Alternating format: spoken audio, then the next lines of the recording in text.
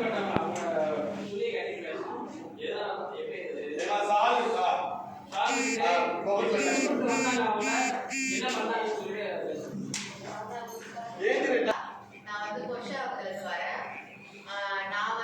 16 வயசு இருக்கும்போது மதுரை சர்ஜரி பண்ணி கூட்டு போயிட்டு சர்ஜரி பண்ணிட்டு மாட்டாங்க. சர்ஜரி பண்ணிட்டுக்கு அப்புறம் அது ஒரு ஃபங்க்ஷன் பண்றேன்னு சொல்லிட்டு என்னை கூப்பிட்டு போயிட்டு அந்த ஃபங்க்ஷன்லாம் பண்ணி அதுக்கு ஒரு 4 லட்சம் ரூபாய் எனக்கு இது மாதிரி போட்டாங்க. இவ்வளோ ஆச்சு இந்த ஃபங்க்ஷன்ல பண்ணது. என்னை சர்ஜரி பண்ணி படுக்க வச்சுட்டு அதுக்கப்புறம் ஒரு பின்னு வாங்கினாங்களோ அது என் பேர்ல எழுதுவாங்க.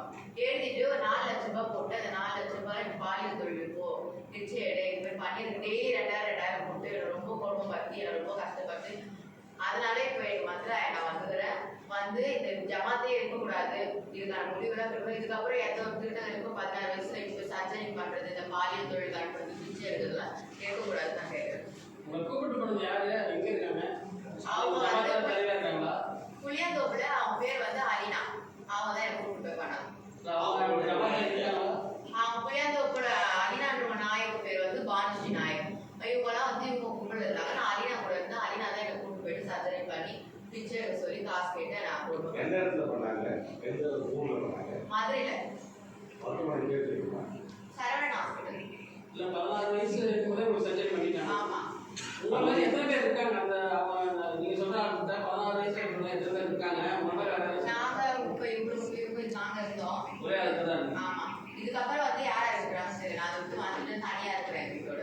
இப்போ உங்க 4 வயசுல எவ்வளவு கடன் சொல்லிருக்காங்க? எவ்வளவு அமௌண்ட் கட்டணும்னு சொல்லிருக்காங்க? நான் முழுசா கட்டி முடிச்சேன். 4 லட்சம் சொன்னாங்க. டெய்லி 2000 கொடுத்து பாலியல் தொழில் போவேன், பிச்சை எடுக்க போவேன், எங்க போவேன். இப்போ இந்த அறுவடை செய்கிறது உங்களோட ஒப்பந்தத்துக்காக ஏதாவது கையெழுத்தாங்களா? எங்க இல்ல உங்க வீட்டுல இருந்து உங்களை எப்படி கூப்பிட்டு வந்தாங்க? நீங்களே வந்தீங்களா இல்ல உங்க பேரண்ட்ஸ் கிட்ட இருந்து நீங்க எப்படி வந்தீங்க? நான் வந்து இப்போ திருநங்கை மாற போறேன் அப்படின்னு சொல்லி சின்ன வயசுல என்ன பண்ணாங்க, எங்க வீட்டுல வந்து பேசி என்னை கூப்பிட்டு போயிட்டாங்க. கூப்பிட்டு போயிட்டு ஒரு 2-3 நாள் எங்க வீட்டுல வந்து கூப்பிட்டு இருந்தாங்க. வந்துருப்பா அப்படின்னு சொல்லி அப்படி கூப்பிடும் போது எங்க அப்பா அம்மாவை எனக்கு அம்மா கிடையாது, அப்பா மட்டும் தான். அப்பா கிட்ட வந்து ஒரு மாதிரி மேட்டர் இந்த மாதிரி என்கிட்ட இல்லைன்னா வேற எங்கன்னா போயிடுவோம் பையன், நாங்களே வச்சு பார்த்துக்கோன்னு சொல்லிட்டு படிக்க வைக்கிறேன்னு சொல்லி 2 நாள் தான் பண்ணாங்க. எனக்கு ஷார்ட் டிஷர்ட்லாம் போட்டு போட்டோ பிடிச்ச வீட்டுக்கு அமைச்சிட்டு இருந்தாங்க. அதுக்கப்புறமேட்டு ஒரு 3 நாள் அதுக்கு போக சாமா கழுவ தெரியுமா, துணி தக்க தெரியுமா எல்லாமே கேட்டு அதுக்கப்புறம் நீ வசூல் பண்ண போ, பிச்சை எடுக்க போ அப்படின்னு சொல்லி என்னை கூப்பிட்டாங்க. எனக்கு இப்ப 17.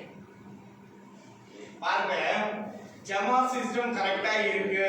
நாங்க வந்து எங்க ஜமாத்துல எல்லாருக்கும் நல்லதுதான் செய்யறோம். அவங்களோட வாழ்க்கை தரம் வந்து உயர்வதற்கான வழிகளை தான் நாங்க பாக்குறோம்னா இந்த 4 பேரோட வாழ்க்கை என்ன சொல்லுங்க. இந்த 4 பேருக்கு இந்த 21 தலைவிகள் என்ன பதில் சொல்ல போறாங்க? இவங்க ஜமாத் சிஸ்டம் கரெக்டா இருந்தால் ஏதோ ஒருத்தர் மிஸ் ஆயிருக்கலாம். வரிசையா 4 பேர். இந்த 4 பேர்ல பாத்தீங்கன்னா 2 பேர் வந்து புளியாந்தோப்பு பகுதியை சேர்ந்த பானுஸ்ரீ நாயக்கோட சம்பந்தப்பட்டவங்க 2 பேர். இன்னொருத்தவங்க பாத்தீங்கன்னா பூக்கடையை சேர்ந்த தட்டாச்சி சேகர் அப்படின்னு சொல்லக்கூடிய ஒரு நாயக்கோட சம்பந்தப்பட்டவங்க இன்னொருத்தவங்க சேர்த்தீங்கன்னாக்கா அந்த வேசாக்காடி பானுவை சேர்ந்த ஒரு நாயக்கை சேர்ந்த. அப்போ இந்த 21 நாயக்குங்க வீட்டிலையும் ஒவ்வொரு பிரச்சனை இருந்துட்டு தாங்க இருக்கு.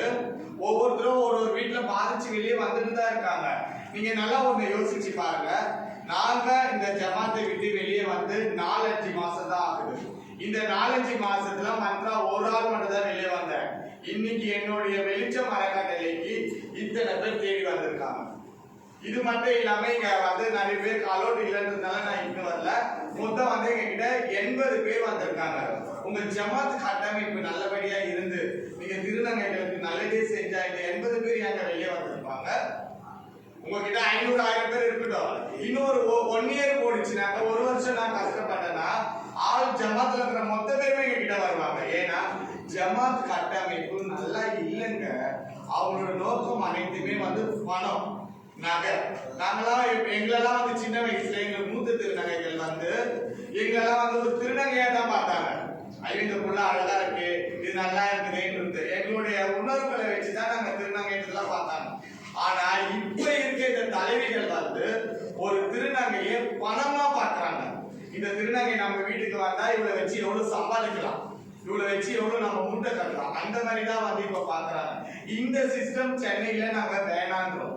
இந்த தலைவிகளோ இந்த நாயகர்களோ சென்னைக்கு வேண்டாம், எங்களோட வாழ்க்கையை எங்களை வாழ விடுங்க, எங்களுக்கான வாழ்க்கையை நாங்க வாழ்றோம், இதுதான் வந்து நாங்க கையெடுத்து கும்பிடுறோம். எங்களுக்கு இந்த நாயக சிஸ்டமும் இந்த தலைவிகளோ சென்னைக்கு வேண்டாம்ன்றத நாங்க சொல்றோம்.